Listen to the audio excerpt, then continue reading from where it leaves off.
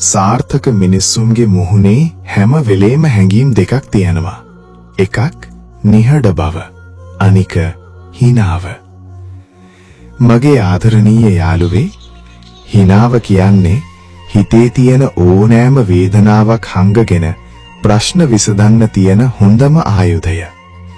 මොනතරම් හිතරිදුනත් ඒ හැම හැඟීමකටම හිනාවකින් මුහුණ දෙන්න පුරුවන් නම් ඔයා ඒ ප්‍රශ්නවලට පරදින්නේ නැහැ. ඒ වගේමයි නිහඬ බව.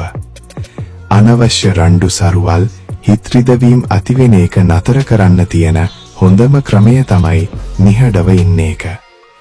හැම හැඟීමකටම උත්තර දෙන්න යන්න එපා. සමහර තැන්වලදී ඔයාගේ නිහඬ බව තමයි ඔයාගේ හිතට ලැබෙන ලොකුම සහනය.